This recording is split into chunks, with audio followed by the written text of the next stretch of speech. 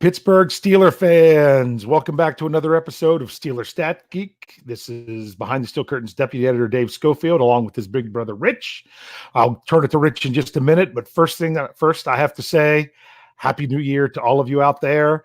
I know we're going on. It's in the early afternoon. It's just a little bit after 1. We're only not even an hour removed from Mike Tomlin's final press conference of the year. But when it's New Year's Eve, I know a lot of other people have things to do. I've got people coming by the house. This place is going to be a madhouse. I needed to try to squeeze this in when I could before the craziness starts. So I am here. My big brother is here. Rich, how's everything going? Oh, no complaints from me. Been off for the holidays, so that's been nice. Get a little R&R.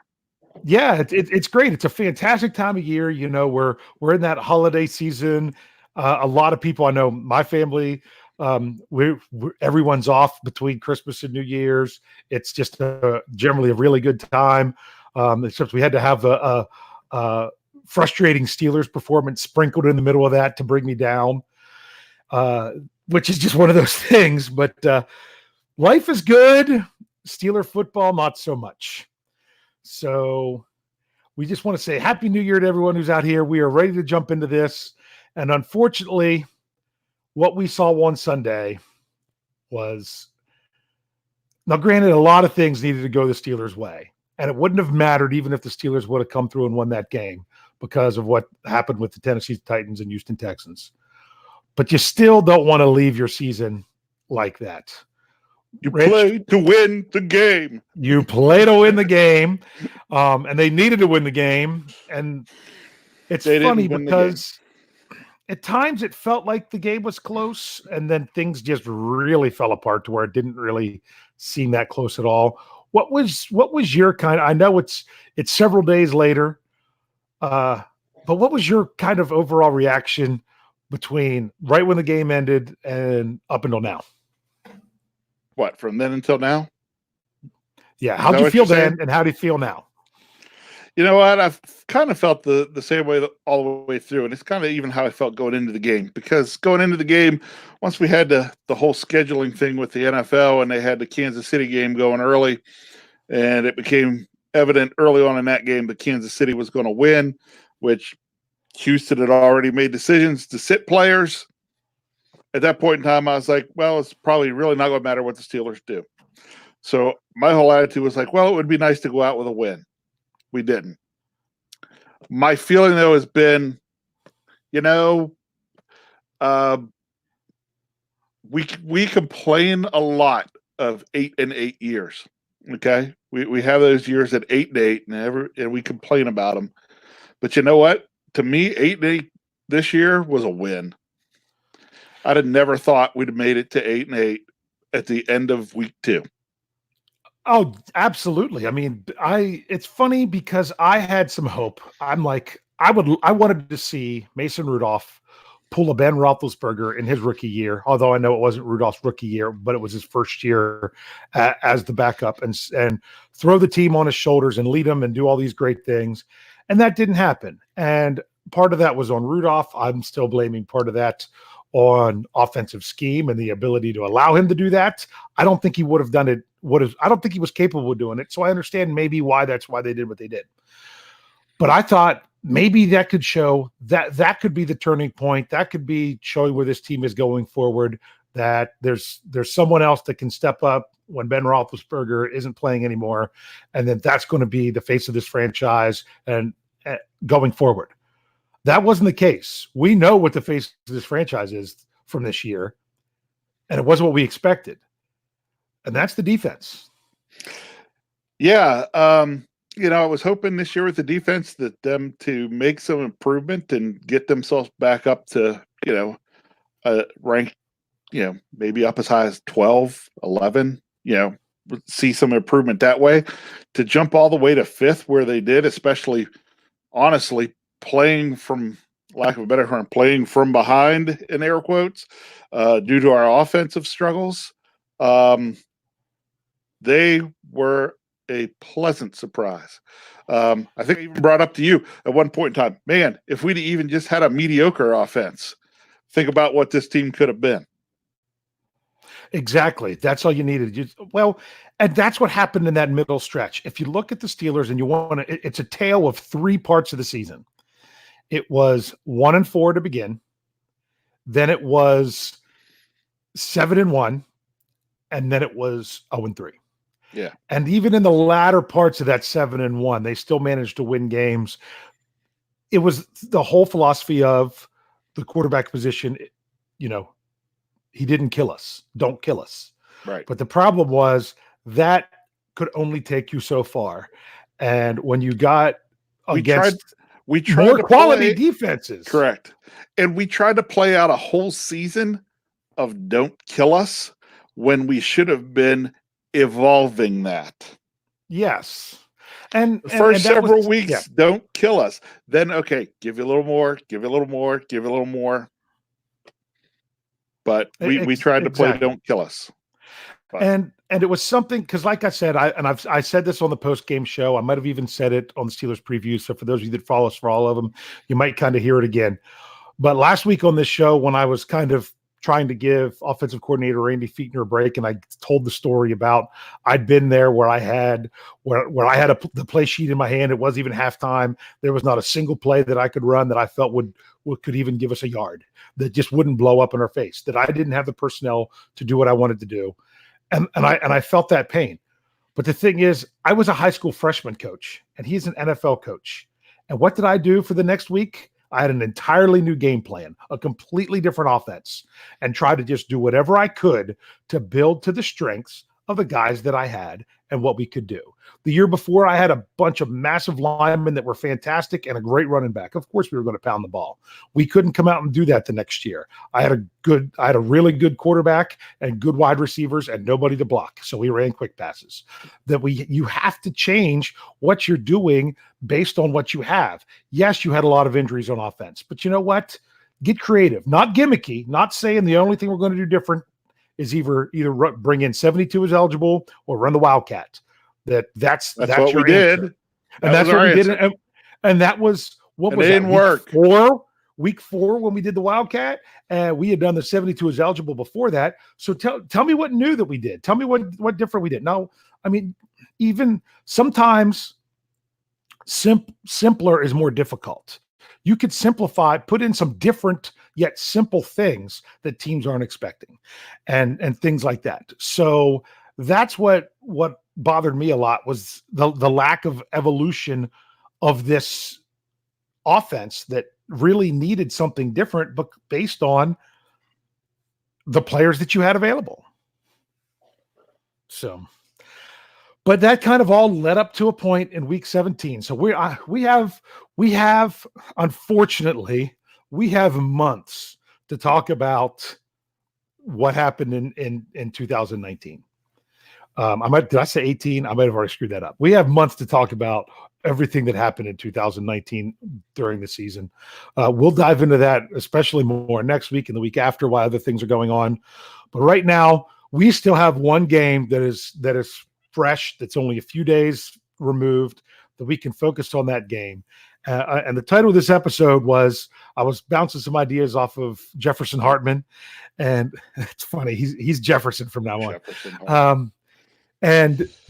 And he kind of made me have to look up a few other things, because he's like that the Steelers saved the worst for last.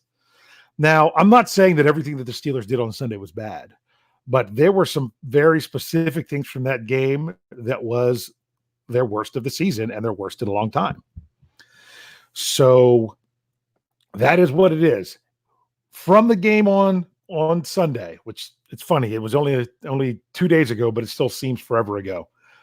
What jumped out at you that you think was, I mean, if you want to start, I mean, I was going to roll the negative, and then that way we could turn around and do some positives. Yep, that would be fine.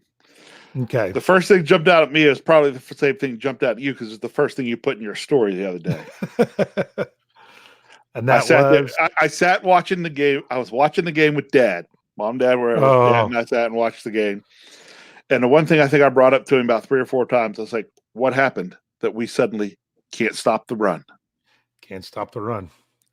And the thing that was so sad about being able to stop the run, I mean, even Jeff tweeted this out during the game. He's like, the peanut vendor in the upper deck knew that the Ravens were going to run the ball. Everybody knew they were going to run it. We just couldn't stop it. Now, I know you get to a point where you're like, it's more about the Jimmies and Joes and less about the X's and O's, as the famous NFL quote, is that it's about your players.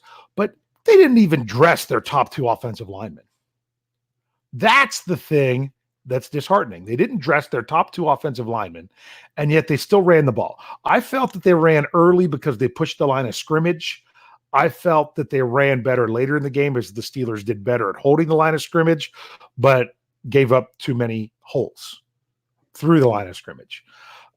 So it's just, I felt in the first half, the Steelers played too much nickel. That they needed more base defense since they were going to run. I mean, I know at times they brought out Edmonds and put in to have 3 linebackers, but why not keep in your 3 defensive linemen as well and just really load up? My laundry's done, in case you're wondering what that noise is. I was, so that's good enough. Yeah, it might go off again to tell me that, now it's completely done. That you knew it was coming. You knew it was coming, and you just had to stop it. The only question was, which player was going to be running the ball? Was the handoff going to occur, or was RG3 going to keep it and run it? So, all right, somebody up there said it early on, and it's something I kept thinking the whole game. I would have loved to have seen Cam Hayward knock RG3 out. I don't say that often, but RG3 was way too smug and way too cocky for a guy that was a top draft pick that turned into a nothing and was in playing mop-up duty for Lamar Jackson. I really would have liked to seen somebody just send him to the sideline for the game. He was trying to act like Lamar Jackson, okay? Yeah. And RG3 is not Lamar Jackson. And when RG3 does those things, irritates me about 8 times as much as it does when Lamar Jackson does it. Because, I'm sorry, Lamar Jackson is good, okay? I'll say that. Lamar Jackson is good. You and I, your laundry's done. Yep. You and I have talked about how, daggone it, why did Lamar Jackson have to be a Raven? Because, we like the guy. He's a good player. We could, decent guy. And we could have had him. We could have taken him at our draft pick, and we went with Terrell Edmonds. So please don't remind me of that. Yes, I know. And a lot of people remind me of that all the time. So the thing with RG3 is he might have been getting a chip on his shoulder, but the Steelers were doing what every team needs to do against the Ravens, regardless of who's in a quarterback. And that is anytime the quarterback takes the ball, fakes the handoff, he's fair game. Quarterback. That's right. And they hit him every time. And they hit him every time. Yeah. Oh, the other thing. Oh, were you watching the game on TV, first of all? I hate having to watch Steeler games that are being announced by Dan Fouts. Dan Fouts is the worst commentator. Like, everybody has people they hate. A lot of people hate Chris Collinsworth. I hate Chris Collinsworth because he's a Steeler hater, but Chris Collinsworth can at least commentate. It's not that he does his job bad. Dan Fouts played how many years in the NFL? I don't know if that guy knows the rules. Yeah. And he's out there commentating because one with Bud Dupree. Where Bud Dupree hit him, and Dan Fouts like, well, if that's not a roughing the quarterback, then I don't know what is. And it's like he faked the handoff. He faked the handoff and tucked his hands down like he's hiding the ball. You're fair game. Yep.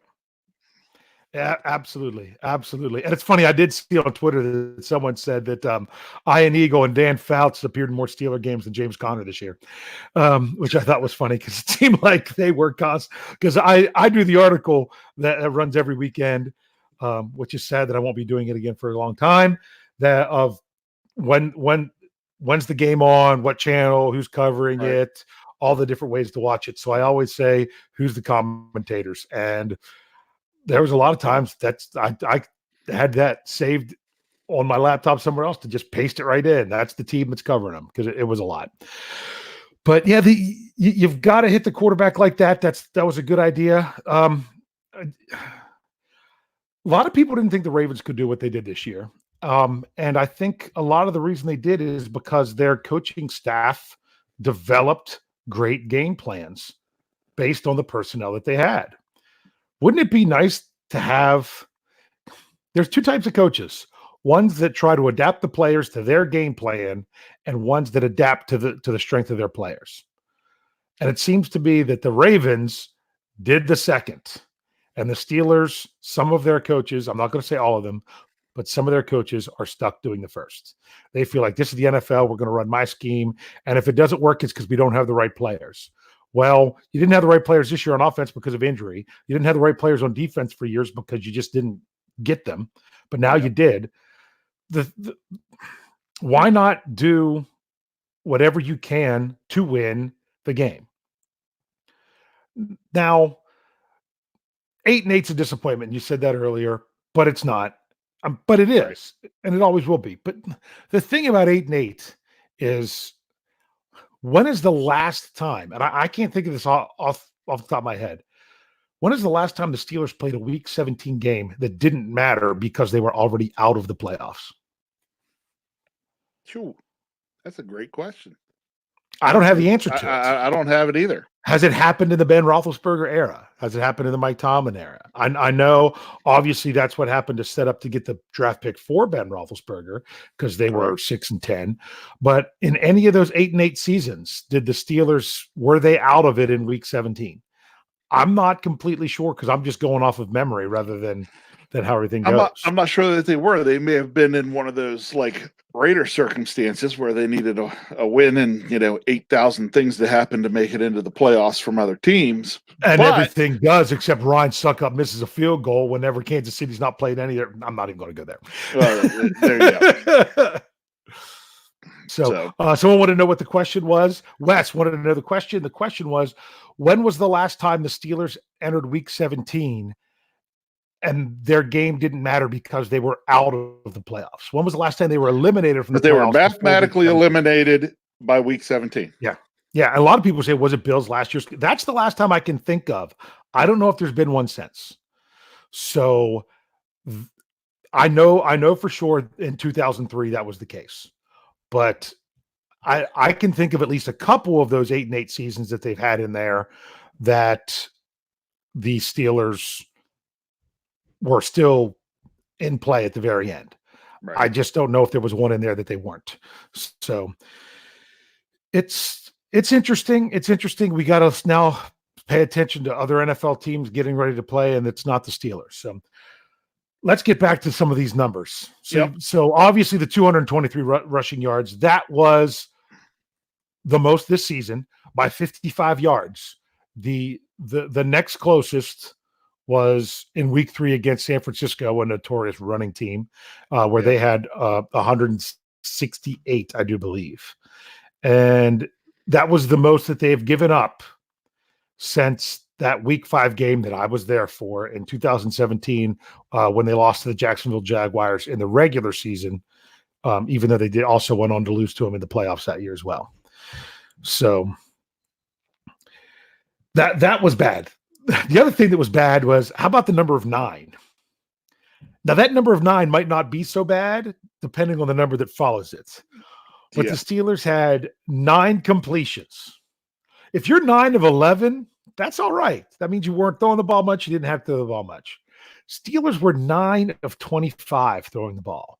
9 of 25. 9 of 25. 9 of 25. Yes. That was a 36% pass completion rate. That's the lowest since 2000 in any game by the Steelers. And I felt Duck was missing. Not so horribly, but there was one my father and I argued over.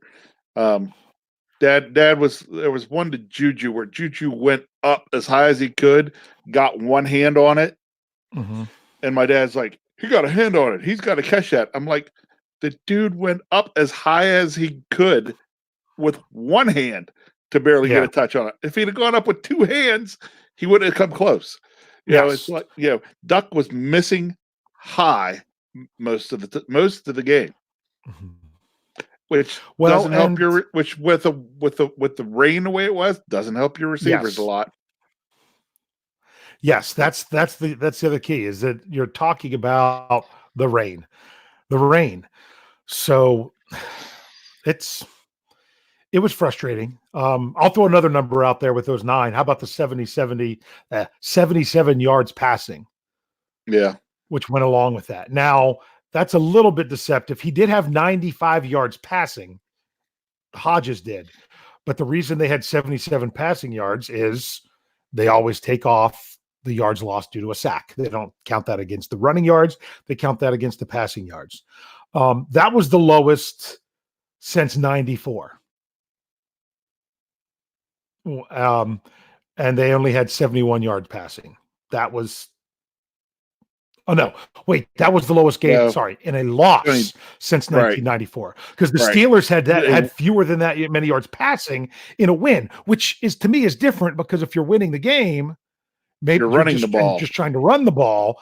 Yep. That's different because if you're like saying we don't even care if we have to pass, because they did have fewer than that back in that was that 2010 Tennessee Titans. It was Charlie Batch and Dennis Dixon, I think, combined together for like 21 yards because, I mean, they had more, but they had a lot of sacks they gave up as well. But the Steelers beat the Titans 19-11. To me, it's having that few passing yards. 19-11. Boy, 19-11. Boy, is that a Lance Williams score or what? Or you mean Brian Anthony Davis? Sorry, not Brian. Yeah, the 19-11. 19-11. Yeah, I got to remember that one. I'm going to have to break that one out at some point. Mm-hmm. Yep. So, any other numbers you want to highlight? Bad numbers before we go on to some of the good? I know you said we were kind of sticking to the game, but can I bring one up that is is related to this game, but is a season-long stat? Yes. Would be the zero opening drive touchdowns. Only team in the NFL that did not score an opening drive touchdown. Only team in the NFL that did not score 30 points in a single game this year. Just the offensive ineptness was offensive.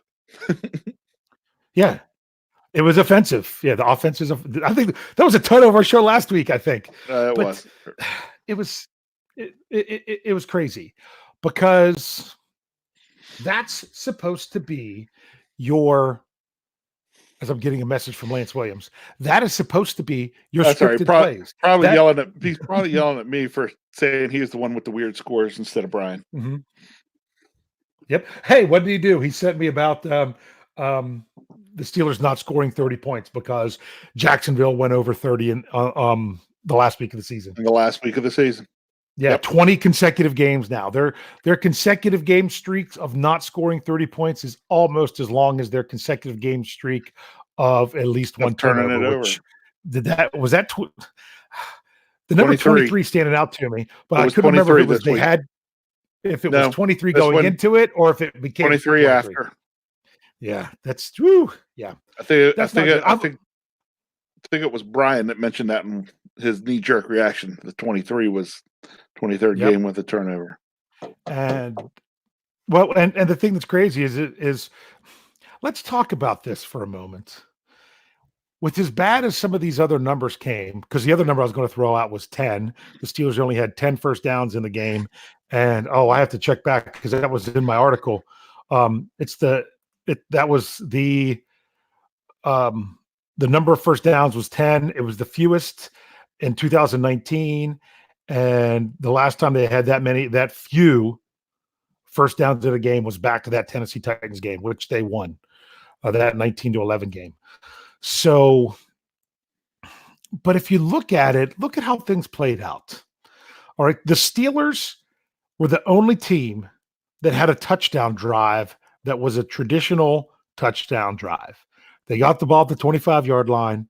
They drove it 75 yards and scored the touchdown. If you look at the Ravens touchdowns, they were off the not taking care of the ball, letting it get knocked out of your hand rather than take a sack at the very end of the half. And you mean the one where I almost passed out yelling? That one? That turnover? You know what? We live 100 miles away, and I think I might have heard you yelling about that. Yeah. I was. Yeah. I just finished saying, a chance. Maybe we could get a field goal and then get the ball to start second half. Give it out. The more important thing was now we're going to give up at least 3, but then we turned around and gave up a touchdown. All right. So there was that touchdown. That might have been the most important play of the game. That might have been the most important play of the game. It was in my mind. When the Steelers had just right when it happened. Yeah, they just gave up a field goal to go from having a 1-point lead to they were down by 2 points. Down by 2 points. Okay. If you can't get that field goal at the end of the first half and you're down by 2 points and you come out and get the ball, that's a whole different story. But giving up 7 when you had the ball, where you could have just, even if you didn't try to get in field goal range because of the rain, if you're like, we're just going to hold on to the ball, go in at halftime, not necessarily take a knee, but maybe do a couple run plays, see if you catch them off guard because they thought you're going to go for it. I could have seen that, mainly only because of I would have been frustrated by it. But at the same time, if you would have told me, okay, here's your options. You run the ball a couple times, you don't get in field goal range, and you go in at the half, or you drop back, you fumble, and you give up a touchdown. Obviously, you got to take the first one. It's just you really needed to take care of the ball. You had the timeouts. It wasn't the end of the world to just collapse on that. To me, it looked like they were setting up an inside tight end screen. The way they're like, oh, Vance McDonald gave a terrible effort on blocking Judon. The way that they were doing it, it looked like McDonald was nestled in there with the linemen, and they were supposed to let guys come through because that's what you do on a screen. Totally let him go. That.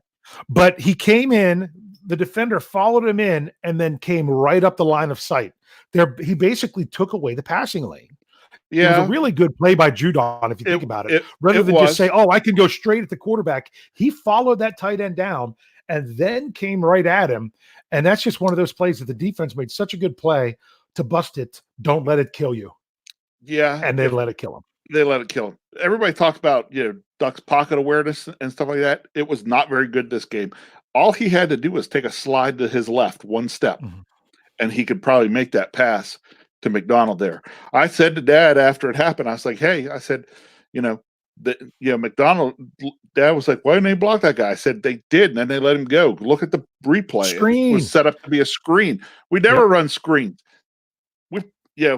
I'd love to have had an overhead look at that. We can, if we slide out and complete that, I bet it goes for 12 yards or better, Yep. Because we don't run screens. By the way, you got the answer. Yep, that's what I'm doing. I hadn't looked at the live chat. I haven't looked at it the whole time. Someone said your answer's above. I looked up and found it. Wes looked it up for us. I don't want to lose this, so I'm bringing it up right now. Is it there? Yes. In 2012, the Steelers entered week 17 7-8 since he was 9-7. So therefore, Indy was already 10-5 as the wild card teams. So the Steelers were mathematically out in 2012. Yep. Thank you, Wes. I thought there might have been a year. I remember that now, but just jogged my memory a little bit. So think about it. So you basically went from 2003. I don't know that there was another one between 3 and 12. There might have been one. Wes brings up another one and just put it up a second ago. So it's also anytime since Ben's been our QB that we were mathematically eliminated going into week 17. So that was the only year. So yeah. And I'm bringing it up. Wes is fantastic and looking this stuff up as the show goes on. He's taking Kyle's job. And he's never given us one that I've gone back and found has been incorrect. So that's why I can throw it up there. Wes gets them right. So Wes, you caused a problem between myself and one Jefferson Hartman with something that you did in one of our podcasts. And that was after Deontay Johnson's touchdown return, the punt return. And where you said it was the longest one for a touchdown in Steeler history. There was one that was longer, but it wasn't a touchdown.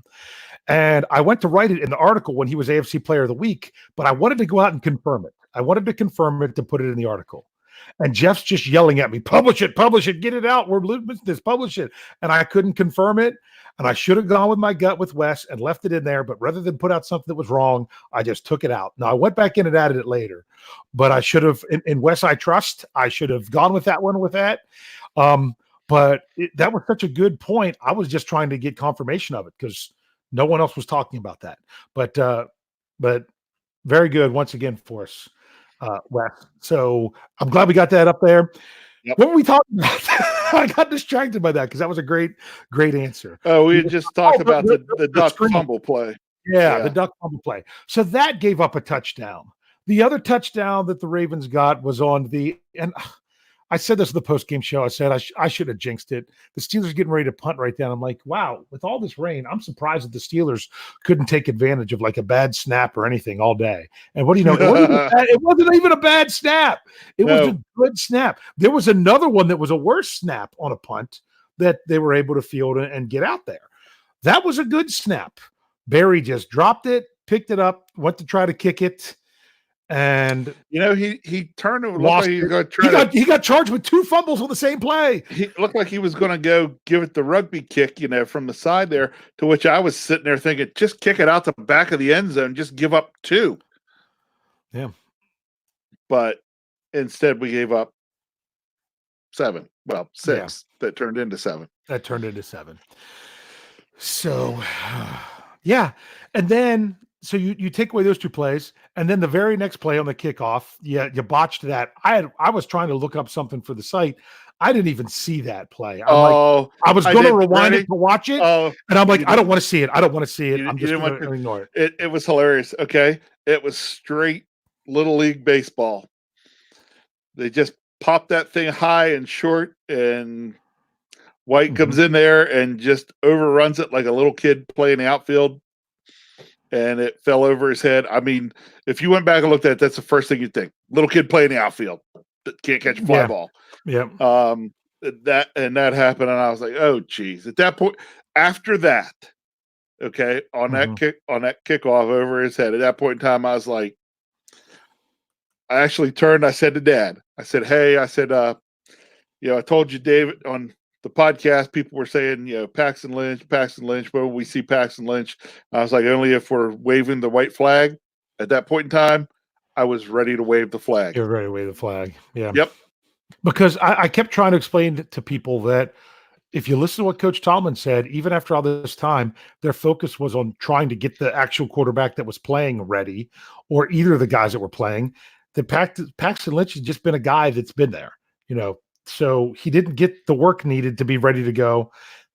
You thought the offense was bad with the quarterbacks that they had. Tell me what Randy Land would have done with Lynch out there. They just didn't have him ready. I think is part of the thing. They didn't have him ready to come in and do that. Otherwise. Another fun stat we'll have to look up at some point this year, because I would be interested to see how many intentional grounding penalties did the Duck take. Yeah, see, I had a problem. He took a lot of intentional grounding penalties. I honestly, I had a problem with the safety. I had a little bit of a problem with the safety because the thing is, it's such a judgment call. Because the question is, if you were going to throw and the defender hits your arm, then it doesn't matter. But if the defender has already made contact and then you go to throw, then that's considered intentional grounding. Now, I felt that the defender had made contact, but hadn't come close to his arm yet. But he made contact, Duck went to throw, and he grabbed his arm as he went to throw. Anytime a quarterback's arm is hit, that's supposed to be, well, he couldn't get the ball where he wanted it to go because of the good play by the defender. Right. So to award 2 points for that was the one that I kind of thought was that was the same one. That was the same one I questioned a little bit. But you know why I called it, because he was constantly throwing the ball away that game, and that's kind of why they got him. Yeah, I did have a question here that I just happened to look down and see that Michael O'Malley, who he had something up there earlier that was really good too, but I know by now it's gone. He says if Paxton was the backup, should he not have been ready? Sure, that's in a perfect world. That's what you want. But this was, Lynch came off the practice squad to be the backup in Los Angeles. I almost said San Diego. He wasn't getting much then because the focus was on getting Duck ready. This was basically the only week where he came into play at all. And you're saying, shouldn't he be ready? Well, how many weeks did they have for Rudolph to be ready and for Duck to be ready? And you could see that they weren't really ready to come in and make better plays than that. obviously Lynch wasn't getting more work than them. So it's basically give the preparation to who you can. I'm not saying that he shouldn't have been ready. I'm just saying that he wasn't, if you know. So just someone says his name is Paxton, not Peyton. Yeah. I mean, I don't know if someone said that wrong in there, but if they're the whole idea of that, not everyone can just come in and play like that. And that's why they didn't make the decision. I understand why they didn't, but there was a point where it was like, eh.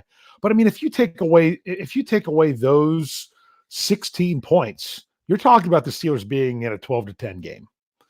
So now, granted, the Steelers got 3 of their points off of a turnover.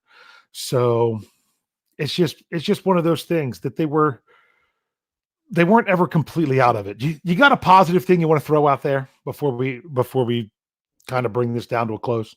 Yeah.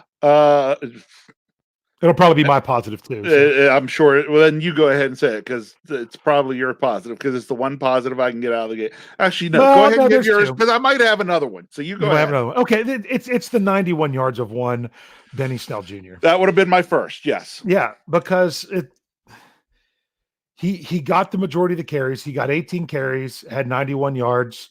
Now, granted, 9 of them were at the very end when they got the last play, and they just said we're just going to run it to run out the clock, which I think is good. But he was running well throughout the day. It's not perfect on every run, but he was running hard, running strong, and securing the ball. The touchdown drive, he was pretty much the offense. Yeah. Yes, he was. And see, that's why I didn't think that the Steelers would. I only had the Steelers when I predicted stuff, scoring twice and not even getting in the touchdown zone, because I didn't trust that they could.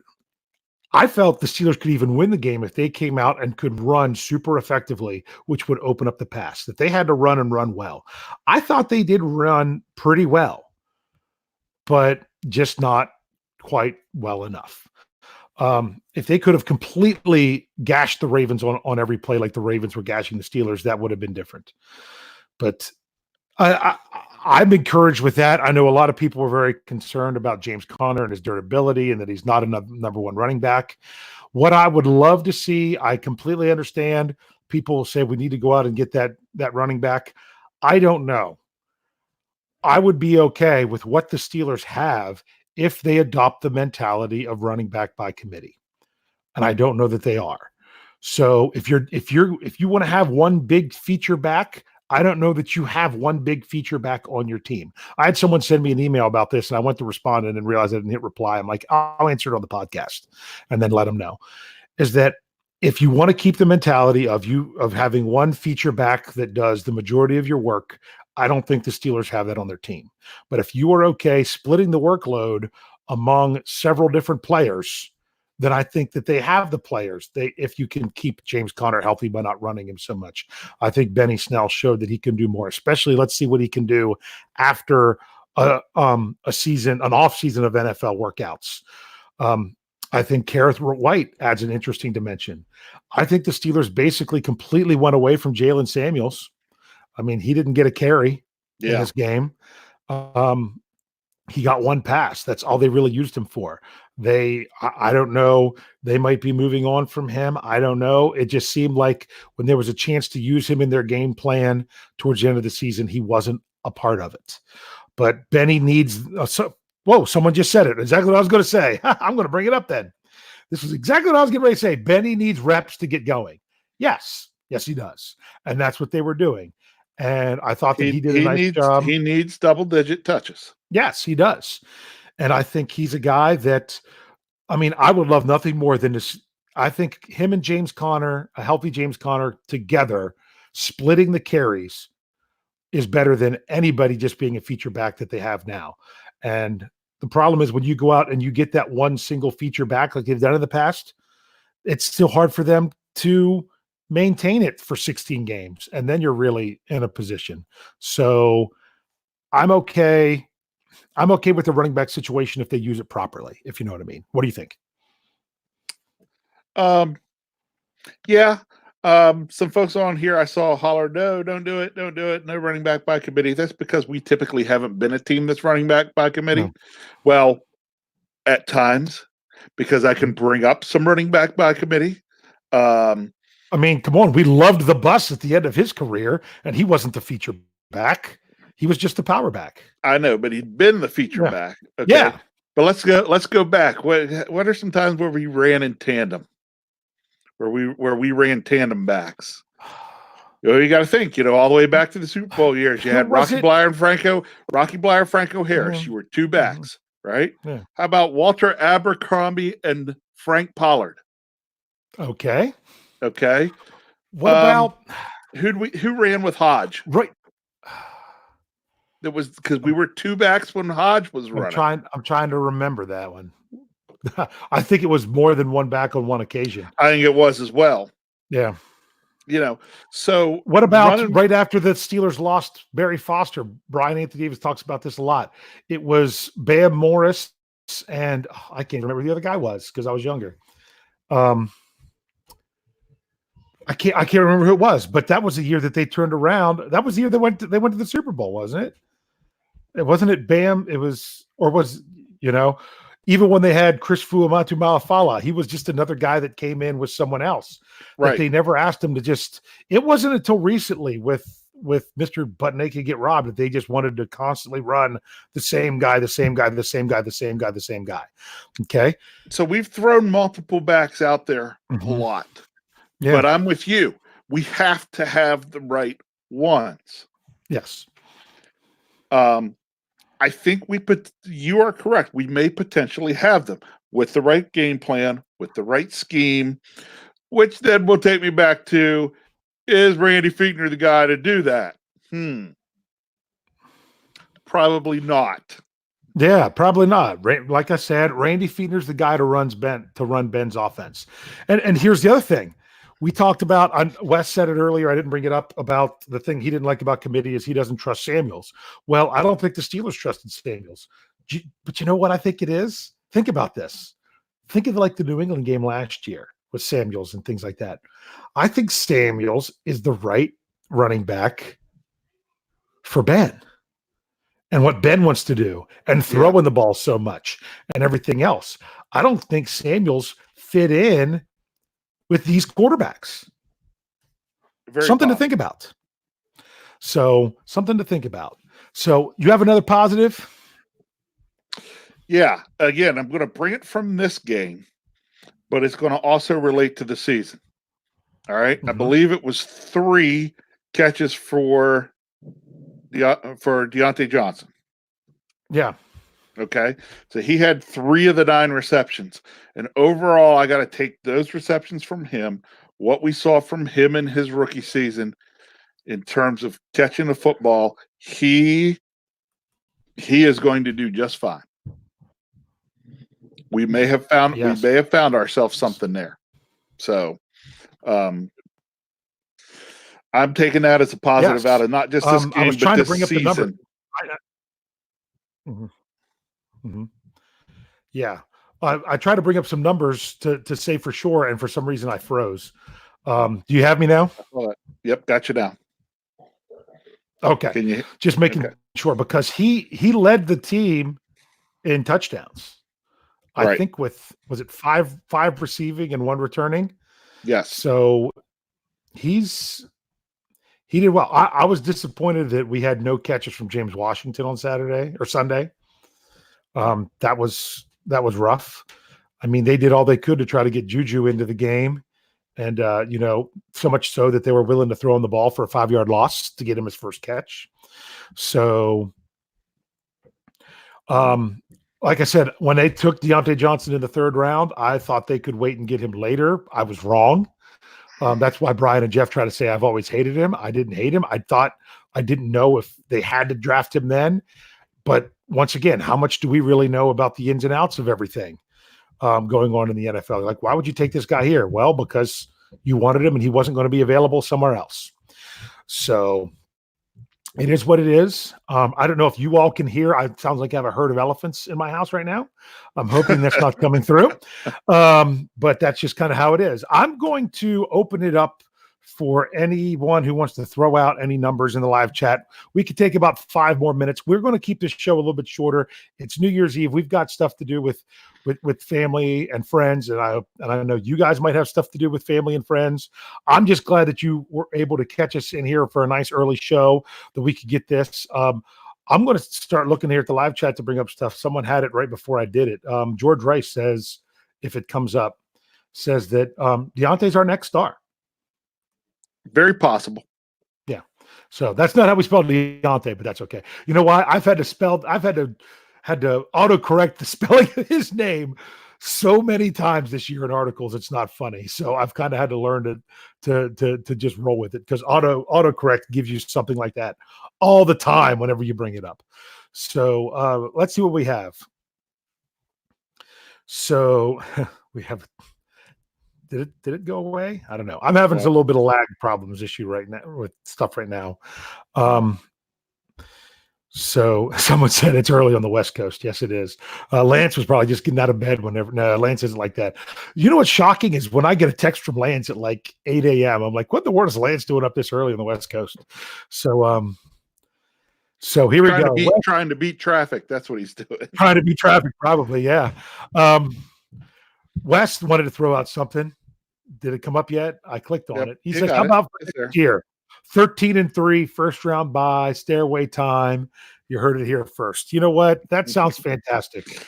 But as you guys know, Wes has been pretty good. I mean, maybe we should, screenshot that and write it down or something. He's been pretty good on this stuff. So yeah, but I mean, go to the very next one by Donald. Yes, that's what I was going to say. The very next one. He says 73. Is he back next year? I'm saying no. I think Foster knows he is not going to be back next year. The way he was talking after the game, they could save a lot of money in his contract by releasing him before, or what is it before? Is it a June 1st designation? I don't know. It might even be they might save more by doing it sooner. I think everybody kind of knows there. He had a fantastic run with the Steelers. Always a fantastic guy, great guy in the locker room, great guy for the media. But you know what happens to great guys? They still get old. Great guys get old. The skills of the big Ragu really went downhill this year. He definitely, you say the guys lost a little bit or lost a step. He wasn't a step. He was like, Yeah. Yep. I mean, it's one of those things that it's going to happen to everyone eventually. Here we got one that wants to know if we get to escape Randy land for next year, does Randy get fired? I wish the answer to that was yes, but I don't think it'll happen. That's going to be a no, unfortunately. Because if they do, what does that do with Ben? And there'd just be too many questions. So we'll sit and complain about Randy Fichtner again next year. And then maybe if it's horrible, they'll get rid of him in the middle of the year. And they don't even do that kind of stuff. They don't get rid of guys in the middle of the year. They just kind of replace them without saying anything. Do we think Mr. Button could get robbed will be back? I do not. I don't think he'll be a Jet. I don't think the Steelers can afford him. He would have to take a big pay cut in order for that to happen. And I don't know that that's something they're interested in doing, but he didn't burn as many bridges as the other guy. So it's just one of those things. Okay. I'm going to bring it up because it's a number. Carson said 12. He says the number, did it come up or not? No. I'd try and there it is. Okay. There we go. He says the number of days until we have an opportunity to see the Ravens lose. Honestly, I would not be surprised if the Ravens will be taking on the Tennessee Titans, because the Tennessee Titans, I think, are a very interesting matchup going up north. I was so torn about that Kansas City game. I've got to talk about this now. You got Kansas City playing at 1. You need Kansas City to lose to have Houston have something to play for. But I'm like, would Houston play for it anyway or not? Houston had already made the decision to sit Watson before that game even kicked off. Yeah, I mean, they kept him active just but they'd already announced that he wasn't going to start because of they rested guys that were dealing with injury, and I don't blame them for that. But part of me is like, I really wanted to see Kansas City win that game because the Dolphins were pulling off the upset, and let's get that team up north not with the first round bye. If the Steelers weren't going to make the playoffs, At least that happened. So honestly, I called it last year. I'm pretty sure it was last year because I have a friend who's a Titans fan that I called for Tennessee to go up and beat New England in New England last year in the regular season, and they did. I think they could do it here again in the playoffs. They're not progressing in the right order. That team up north, okay, their offense has not been very good as well, and their defense has been, for lack of a better term, I'll say, sliding the wrong. It's been trending the wrong direction past few weeks. So So thanks, Mean Joe. We have a number of 7. He says Ben, along with the revamp offense, can go with the young upstart defense. That is if we can keep the defense together. There's a big question with one Alvin Bud Dupree. I talked to you at your house just after Christmas about how I would like to see them. Hey, let's franchise him and say we want to sign you longer. But the big thing is I looked at that franchise number, and there's 2 different numbers. Chances are he's got to be franchised as a defensive end, which is an outside rusher, which is way more expensive. You're talking a $19 million estimated franchise tag when you look at overthecap.com. If you look at him as what he is, an outside edge rusher. If you say he's a linebacker, you're talking about, what is that, $16 million. So there's a big discrepancy there on what they classify him if they were to tag him. And that's very, very interesting to keep that defense intact. I do think it's going to be nice to get back 7, but like we said in the post-game show, this offense needs a lot more than one player in order to be successful. So George, I like yours. Although I did see deal with it's about Fitz's jersey number. I don't know if they're going to change that or not. We'll have to see. Did it come up, the George Rice? How about Watton with 24.5 sacks combined on the season? Yeah, that was great. And like I said to you, I think Bud knows that he's going to have more success staying in Pittsburgh and being across from TJ Watt. Okay. Yeah. But Bud, I hope Bud Dupree doesn't, watch the podcast because but Bud Dupree is a number 2. He's a 1A, or he's a 1A to TJ Watt's 1. If somebody comes out and pays him big money to bring him in to be the man, I don't think he's going to be the man. You'll see the Bud Dupree that we saw for 4 years versus the Bud Dupree that we saw this year. Yeah. Absolutely. I think it's dangerous to bring him in as a number 1 and pay him as a number 1. But I wouldn't. And like I said to you, teams are going to offer him money if he hits the open market based on this year alone, where the Steelers have to look at it as the whole 5-year package because he's not going to be worth that if you're talking about the 5-year package. So I wouldn't mind getting a little bit more. See if we could just keep him around for one more year to see if we can get another really good year. How about from Donald says, when will 300 and when are we going to get 300 yards of offense in a game next year? That would be, the Steelers didn't have a 300-yard passing game this year at all. There's a surprise. Yeah. So it is what it is. And I know some people are saying, well, Bud's a linebacker, but the thing is, you've got to look at it that most stuff in the NFL was set up as if you're running a 4-3 defense. That was what got Cam Hayward screwed for being in the Pro Bowl year after year, because he was listed as in a 3-4 defense as a defensive end, but in a 4-3 defense, a defensive end tackle puts up crazy numbers. That's a JJ Watt. He's a defensive end because he's a 4-3 defensive end, which is this basically the equivalent of a Steelers 3-4. Did I say 4-3? Make sure I said it. The 4-3, where in the 3-4, you don't have a defensive end, you have an outside linebacker. So you can make an argument that he's a linebacker, but he's a defensive end. And that's what it's going to come down to. So I'm having some lagging problems when it's coming to the live chat and bringing up the comments. So I know sometimes we go a little bit longer, and actually we've gone almost as long as we normally do.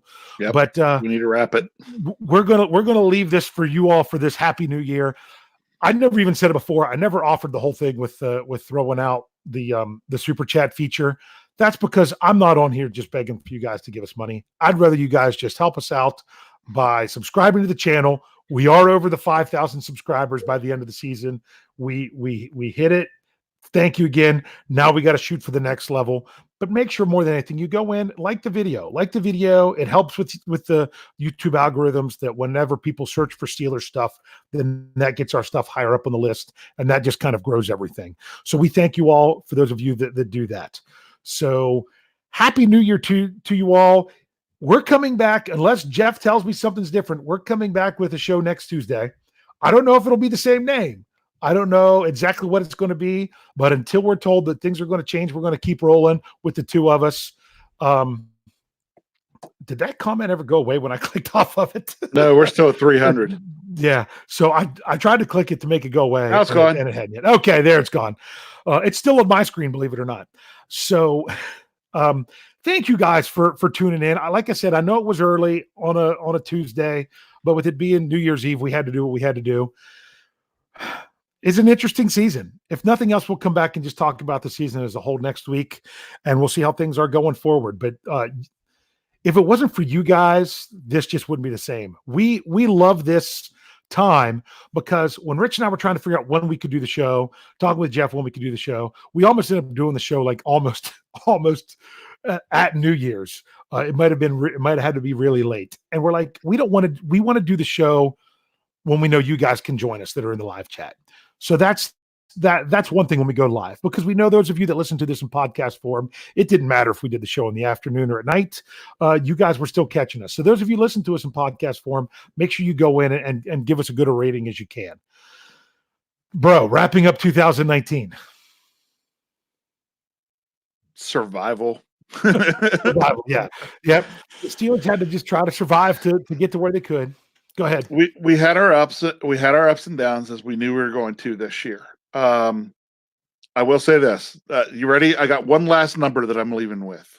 All right. 18. Mm-hmm. Okay. 18. That is where the Steelers would have been picking in the first round of the upcoming draft, but instead we have Minkah Fitzpatrick. I give up that 18 pick for Minkah Fitzpatrick all day long. Yes, our 18th pick in the 2020 draft is already a Pro Bowler. So you would like that pick to be a Pro Bowler, and we already have one. And I'm still going to be very interesting to see what happens when they release the All-Pro, where he would fall with that first team, second team, and all that. Because now, like some people try to say, he fell off the end. He didn't fall off the end of the season. He was still doing his job.